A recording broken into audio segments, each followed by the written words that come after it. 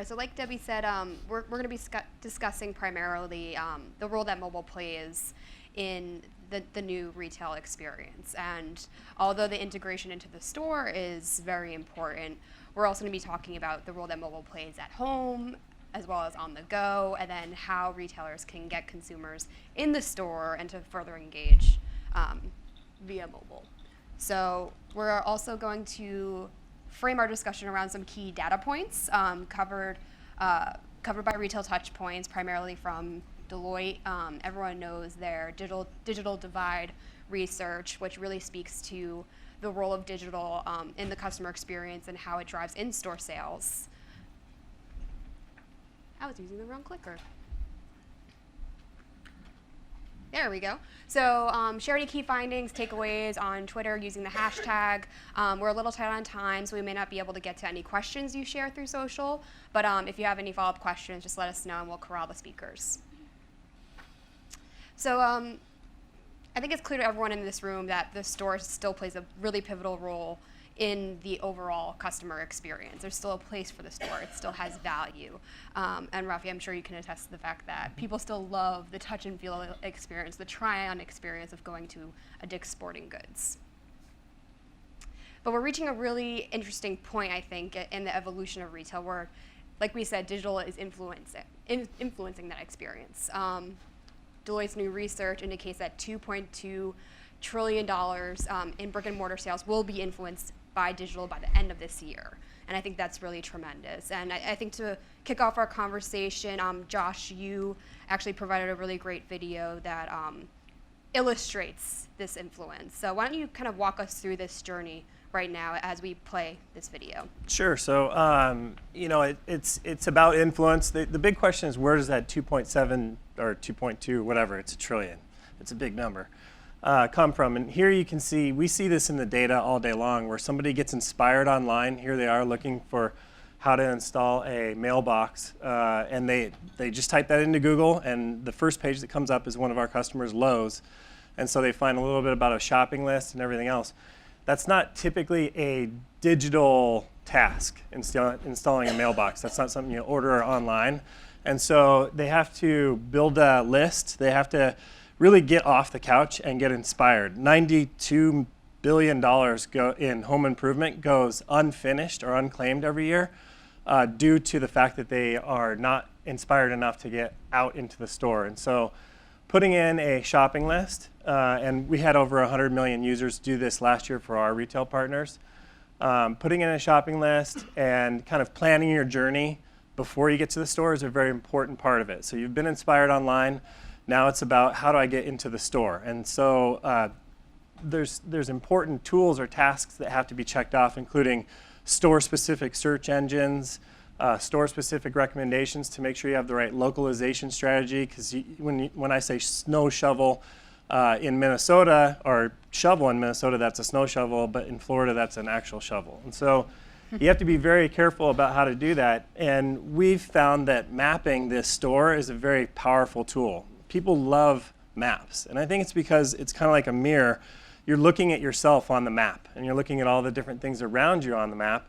And so having an index of everything that's in that store is a very powerful experience, and it allows you to drop deals on the map near the user or the shopper. It allows them to order their list as they move throughout the store. It allows you to also gather a bunch of information about what products should be merchandised with, cross-merchandising with each other. So there's all sorts of analytics that drop out of it, but there's really just two key things. One is a lot of our shoppers are asking, do you have the thing I'm looking for? And the second thing is, where can I find it? And mobile is the best way to answer that, whether it's a mobile strategy in the associate hands or a mobile strategy in my own hands. And so if you can just find a way to answer those two fundamental questions, we've seen a ton of basket lift and additional sales for our customers.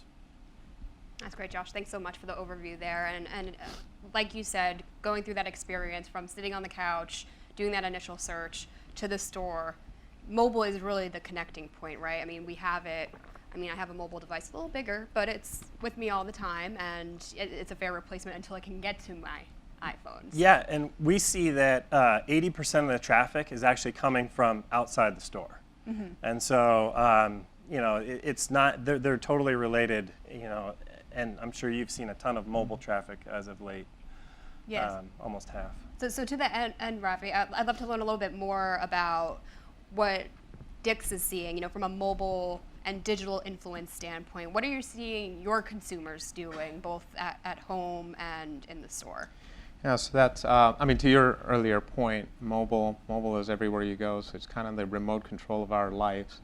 So it's important that we're not only mobile present, but also understanding what the expectations are. When people type in dicksportinggoods.com on an app store, they expect a Dick's Sporting Goods app to show up. When they go on our website, they expect that it's a mobile-friendly website. So the expectations are there, but this is a remote control, and I want to keep them on my channel. And if it's not engaging enough, they would walk away to another channel. So it's important to also understand how we drive that engagement. And for us, we call it compensating behaviors. So understanding where is the need for mobile. So if it's in-store wayfinding, or if it's I'm on a couch and I want to pull up your weekly circular, those are compensating moments where people are actually looking for information or there's a need, and innovating that around that need is where we feel we're focused on, and where mobile, the winners with mobile will end up. Oh, that's great. And I remember when I first became entrenched in the retail world, joined Retail Touchpoints, and not long after, this whole topic of showrooming came up, and it kind of caused a panic, right? Because of the rise of Amazon, and Nina said it wonderfully that it's kind of ignited a pricing war, right, among retailers. But this stat kind of stuck out to me. Digital consumers are 30% less likely to use mobile devices to compare prices in store than they were a year ago. So that begs the question: is showrooming on the decline, or did showrooming ever exist? Because people who use digital while they shop in store convert at a 20% higher rate compared to those who do not. So how do you guys kind of interpret these 2 points together? What are you seeing, Rafi, first from your business's perspective, and then Josh, you can kind of touch on overall based on all of your work with retailers? Yeah, I think while there is still quite a bit of showrooming that's happening in the industry, I think there's also another phenomenon that we're seeing, which is reverse showrooming, right? So if you're in store and you're doing price comparisons with online single-channel retailers, there's the opposite of that. How can we leverage reviews from online, content from online, and that's what we call reverse showrooming. So there's that other phenomenon that has kind of taken place. And brick and mortar is still alive. It's very alive, and I know you have some stats where we have articulated that whenever we open a new store, in those zip codes in new brick and mortar stores, we see double-digit increase in our e-com business. So that's alive, along with now mobile serving as the glue in connecting those channels, and with the new behaviors that we're seeing. So going back to my comment about compensating behaviors, finding out what those moments are. So people are looking for prices, people are looking for reviews, and we call those micro moments, or I think it's a Forrester term that we have embraced, and really innovating around those micro moments. Excellent. Josh? Yeah, so I think Rafi said it really well. We see a ton of traffic that doesn't appear to be showrooming. I think it did exist at some point, but retailers have started to put budgets behind mobile experiences, and so they didn't have the tools. You really didn't have a lot of choices in terms of an experience 2 years ago, 3 years ago. Now you have plenty of experiences that you can get through the mobile retailers channel. So that's a big important change. You had a lot of hype around things like QR code that have died off as well. So there are a lot of bum strategies out there that you kind of have to avoid. But what we've seen is that there are 70% of people that use mobile are trying to, in one way or another, get into the store. And so you have to accommodate that. Not everybody's using mobile to just shop the e-commerce channel. And so if you're not there for that 70%, whether it's good ratings and reviews, getting into the store, making it easy to engage with the associates once you're in store, then you're not going to realize the benefit of these numbers where showrooming is on the decline and reverse showrooming is on the rise. That's a great point. I can verify that statistic that you just mentioned because yesterday during the store tours, I used my mobile phone to figure out the best way to get to each store from the other. So I think it's a matter of being present and being able to facilitate that connection to bring customers to the store. Absolutely. So Rafi, you brought up the mobile moments or the micro moments. I think it's actually Google possibly that did it. I don't know. One of those. But this is how Deloitte kind of laid out those moments: inspiration, browsing and researching, selecting and validating, purchase pay, return and service. So those are the kind of standard core phases. So from Dick's Sporting Goods standpoint, I know you guys are constantly testing and improving these mobile experiences at all stages. So why don't you break down what you guys are currently investing in or where you've seen the most successes, from a mobility standpoint? Sure. So at Dick's Sporting Goods, I mentioned this yesterday, customer is at the center of everything we do. So everything we do, whether it's mobile or any other digital asset, it's putting ourselves in their shoes and really understanding from their point of view or their perspective what they're looking for. And we have embraced Forrester saying, one of the analysts mentioned, when it comes to mobile, be a caring big mother and not a creepy big brother. So we have definitely embraced that. So there's a lot that we're doing in mobile space. If you have not downloaded our app, I'd encourage you to download our app. In the Pittsburgh area specifically, we're exploring some use cases with beacons with the permission of our customers. And kind of going back to my comment about that Forrester quote, so we're trying to add value at all of these mobile moments. So with the beacons, when you're in the line for point of sale, we pull up your scorecard. We send you a gentle ping saying, hey, we see that you're ready to check out. Do you want us to pull up your scorecard? Yes or no, versus just being that omnipresent or that creepy feeling that you're following me. So with their permission, with the customer's permission, there's a lot of other use cases that we're testing, but that's a specific one that I wanted to highlight. So there's a lot of interest in beacons. Great. We actually have a video that you were kind enough to provide to us, a very exclusive video that only folks in this audience have the opportunity to see. So why don't we see a quick breakdown of how Dick's is embracing mobile. So Josh, riding off of that video and kind of piggybacking on what you just saw, how else are you seeing your retail customers and just the retailers you converse with? I mean, how are they kind of embracing all of these different phases of the shopping journey or consideration journey, I should say, from a mobile standpoint? Well, on the rise is definitely deploying mobile strategies in the store for the associates. And I think earlier I heard the comment of, you get your ass kicked if you come home with an extra thing on your list. It's actually the opposite. If I miss something on that list, I'm in more trouble. And so we try to make sure that the store associate can basically turn the conversation from a clunky, where is that product? Let me kind of move throughout all the aisles into a, what are you buying? What project are you trying to complete? What type of shopping list? What other items can I recommend to you? And so in store, that's a huge thing. So Dick's is moving in the right direction on that side, and I'm sure you see a lot of good results from that. On the consumer side, it's really about personalization through anonymization, and so it's about if I type in things on my shopping list, then try to predict what the 2 or 3 things are that are next. Try to make sure that I, as I have 2 or 3 things like for that mailbox, that I don't leave the store not having found what I'm looking for entirely.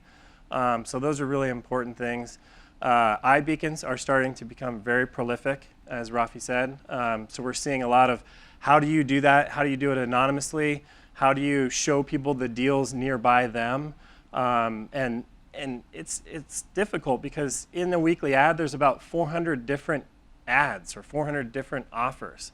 So I clearly am not going to care about all of those. I'm definitely standing in the store. Try to filter down those 400 to where I'm standing in the store at a minimum, or more importantly, those that align with my previous searches or my shopping list. And so those are some of the general trends. I wouldn't say it's got a lot of sizzle or appeal to it, but it's right for the shopper, and they feel good about the fact that it's all anonymous. Rafa, anything you want to add? No, I think it's pretty much empowering the associates and finding those opportunities to stitch those experiences. And the only other comment that I would probably highlight, it's omni-channel is an overused word, and and we keep talking about connecting channels. It's not just connecting channels, it's also connecting experiences within channels, and that's where mobility plays a key role. Yeah. And we're seeing one more thing now that I think about it, because Rafi brought up kind of the buy online, pick up in store type of stuff. Pick, pack, and ship out of the store is becoming a huge trend and a phenomena that's probably going to be here to stay depending on what segment you're in. Doing that efficiently is a whole nother story so that you can gain the margin. That means two things. One, picking that list efficiently. It also means if you're going to send a product order to another store, you better make sure they have the product there and know where that product is. And so there's a lot of operational efficiencies that are to be gained and had out there. And we believe that if the Instacarts of the world are going to win out in some of that, consumer adoption, then each of the retailers needs some sort of integration available to the curbside pickup services, the Ubers, et cetera, so that you can make sure you capture that portion of the business as well, which means, in a scary way, digitizing your store and opening that up to third parties. I'm not saying it's what we're recommending our partners do yet, but the trend's kind of moving in that direction. Mm-hmm. Yeah, it's very interesting because, when you think about the value of mobile specifically, I mean, just imagine, running errands for the day and being able to pre-order something online through your mobile device and then picking that product up, the same day at the end of, completing all of your other tasks. So there's really a big opportunity there, from an omni-channel fulfillment perspective, and it definitely makes consumers' lives easier. And Ravi, I wanted to call out this stat that you alluded to earlier in the presentation, the fact that as Dick's moves into new markets, online sales in surrounding zip codes increased by up to 50% or so.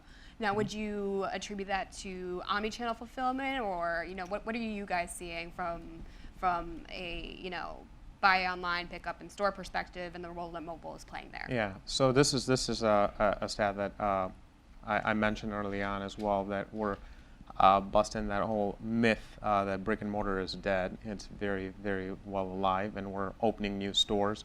We plan to open a few dozen this year. We're going to open a few dozen next year. So our store growth strategy is there, and now with the omni-channel, we consider ourselves one of the leaders out there. We've had ship from store in our stores for a few years. We enabled buy online, pick up in store last year, and seeing some great results from that. And just tying all those experiences and overlaying mobile, it is a robust strategy, and that number is an indication of that. Awesome. And I know, your mobile strategy is constantly evolving. You're always looking to, the latest and greatest trends and figuring out how it's right for your business. Like I said earlier on, during our innovation lab session, wearables are really buzzed about more. It's the smartwatches have been around for a while. When Google Glass was released, everyone talked about it, and then it kind of fell off. But now with Apple Watch, it seems like we're starting to see movement again. And from the consumer standpoint, the stat indicates that as long as communication is relevant, is timely, targeted, and obviously the frequency of the messaging is important as well, that they would have no problem receiving those alerts. And then obviously from the retailer's perspective, they're investing in apps. So Rafi, is wearables, are they in the pipeline for you guys, or how do you see this trend emerging or playing a role in your business? So wearables are an evolving space. We are we obviously sell wearables. I'm a big fan of wearables. There's a lot of use cases that I can think of for in-store with associates, but as a sporting goods retailer, this is a very exciting space. And for us, the more exciting pieces are probably the customer-facing use cases. So in a few weeks from now, you will actually see us connecting some of the wearable devices and some wearable apps with our mobile app. So be on the lookout for that. We will reward you for staying active. And I mean, I'm a big fan. My mom, who has never worked out a day in her life, competes with me on Up by Jawbone. So it definitely has made us self-aware as consumers. But it's certainly an interesting space specifically for us as a sporting goods retailer. You know, that's really interesting because obviously, you know, selling sporting goods and active wear, I mean, there's a lifestyle tied to that. So if you can integrate it, you know, with a wearable, a fitness tracker, you're enriching that lifestyle and you're motivating people and you're rewarding them for being active. So it really aligns well with your brand. Absolutely. And Josh, what are you seeing from the wearables perspective? I mean, like Rafi said, there's benefits to the consumer and also the associate. So what do you think? Yeah, so we have a little bit of experience. Lowe's has a Android smartwatch app out, and it's doing pretty well. And then Target was one of the Apple launch partners that used our platform. And you simply speak into the watch and say milk, comma, eggs, comma, bread, comma, whatever you want on your grocery list, and it tells you the location of that inside the Target store. And so it's getting a lot of use. As Rafi said, it's still early on. You know, there's not a native SDK for the watch, and so you do see a lot of application issues. But this, I think that this is probably the beginning, and 10 years from now, you're going to see a lot of people using these things. I mean, it's handy for a store associate. You now have 2 hands free to do your job, and whether that's my wife with our 4 daughters or a store associate who's got to stock all the shelves, it's an important feature, and you kind of start to all of a sudden realize that if you can kind of get things down to be micro and then timely and contextual, that's a powerful combination. So I'm also a big fan. I'm typically an Android guy because there's got to be one in our company that does that. But it is taking off, and so far all the reviews are positive. And more importantly, you know it's a good thing when consumers are willing to live through the downside of the device and still be positive about it. And I kind of see that happening. Great. So to close out our conversation and venture on off to lunch, let's think about the future here. By 2020, the digital influence will reach more than 90%.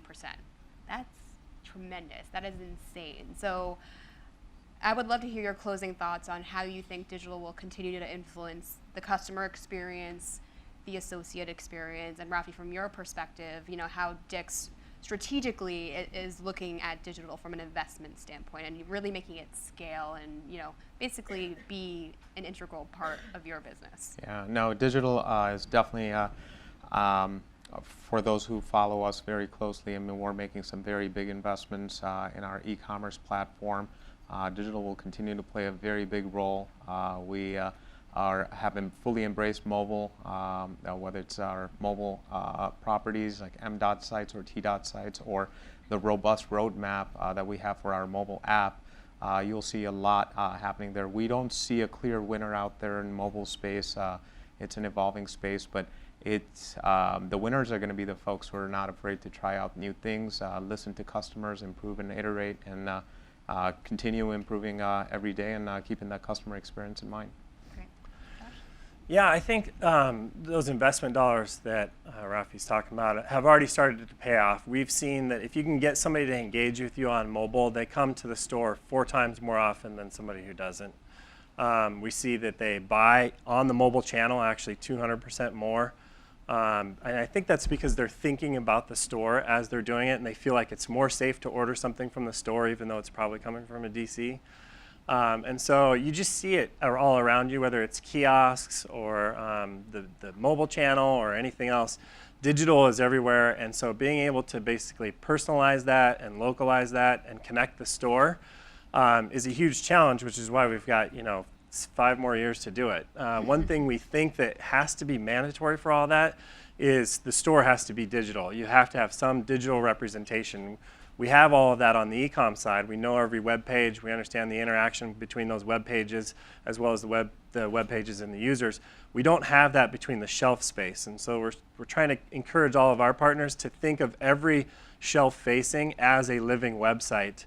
And the store is an entire living website, and trying to connect that with the community and with the shoppers And that's how you maximize digital. And then there's the flip side, which is the analytics that drop out of this is huge. We haven't talked about it here today, but the information you get about your product assortments and the locations you're putting in the store and the mobile engagement in the store has yet to drop in terms of what we're all going to learn from that. But I think that adds to the 90% somewhere in 2017 through 20. All right. Great, guys. Well, we covered a lot of ground in a short amount of time, so appreciate you both sharing your unique perspective, Rafi being from the retailer side, and Josh, you helping retailers create those great digitally enabled and powerful retail experience. So thank you both for taking the time today to speak with us. Rafi, I know you have to fly on off somewhere, so if anyone has follow-up questions for him, let us know. We'll help facilitate that conversation, and Josh will be around all day. So thank you guys so much for taking the time. Thank you. Appreciate Thank it. you for having thank us. you. Thanks.